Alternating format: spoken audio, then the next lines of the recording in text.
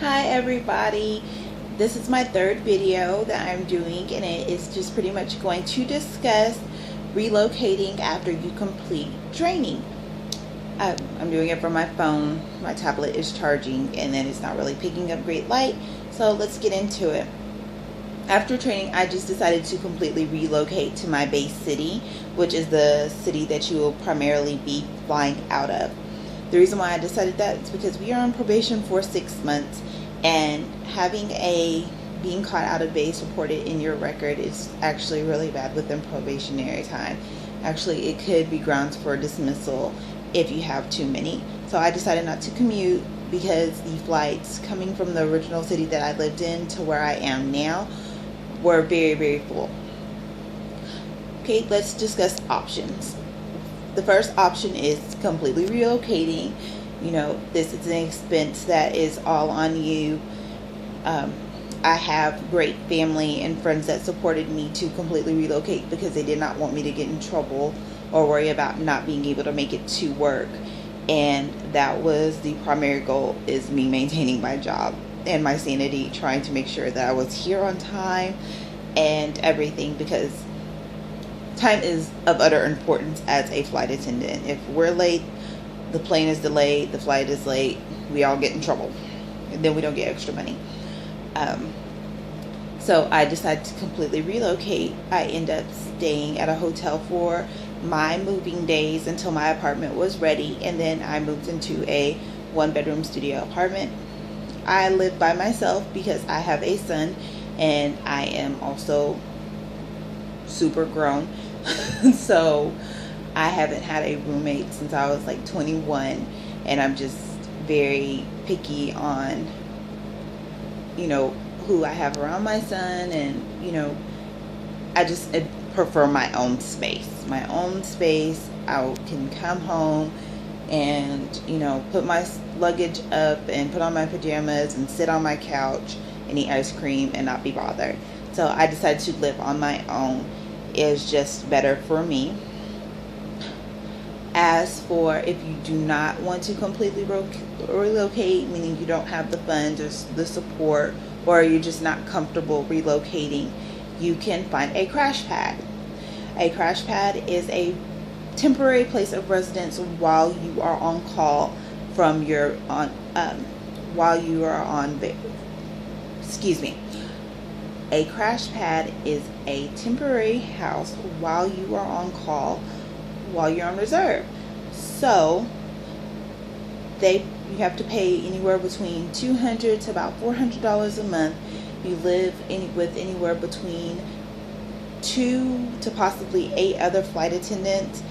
They do have bunk beds, or some have twin beds, and you just pay for a slot for whenever you need to go to work, and then you leave. And some let you stay monthly, meaning stay there every day.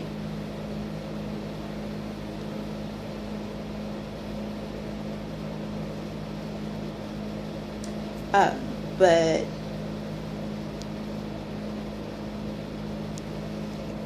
may require you just to only stay for the duration of your days on reserve.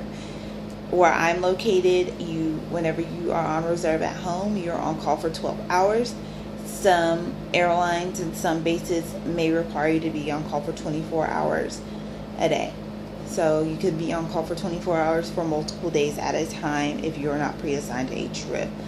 So it depends on your budget and what you're looking for. If you want to maintain a crash pad in an apartment for where you originally want to live, that would be another option.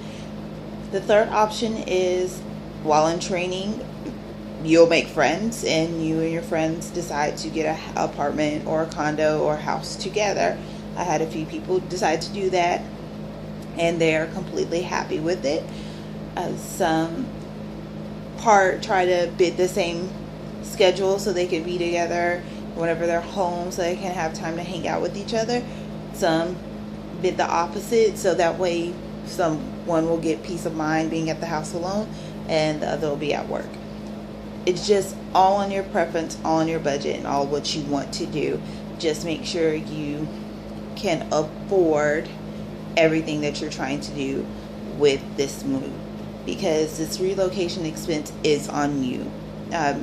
They do not reimburse you for relocating, just for the simple fact that whenever you do your application or during the interview, they let you know that relocating to your base city is an expense of your own. How to get around your base city? I catch the SkyTrain to work because it's just easier for me. It's a block up the street.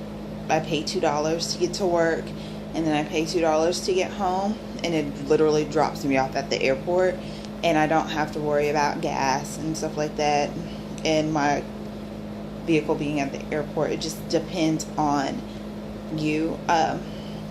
Some park at the airport, park their vehicles at the airport, and just go from there. It's all on your personal preference, all on your income, and whatever makes you happy. But in the end, it just all depends on what you want to do with your new career and how successful you want to be. I made a major sacrifice by moving a 2.5-hour flight from where I lived, so I could be successful at my job and not have to worry about the stresses of messing up during my probationary period. That's my suggestion to you. You just don't want to have something go in your file because you woke up late and couldn't catch the flight so you can report to your trip time, or you weren't within 2 hours of base. It's just, you have to know what you're willing to sacrifice to be successful in this career. And I want to thank everybody for watching. I will actually put some links to some crash pad information in the information box at the bottom. And if you have any questions, go ahead and comment them. And then my next video will be how to maintain your image as a lady. Guys, I don't really know how to maintain image for you, sorry. And it be affordable. And I'll do also a video on what I pack and then what's in my lunchbox eventually, if I ever decide to pack my lunchbox. But thank you again for watching, and have a great night. Bye.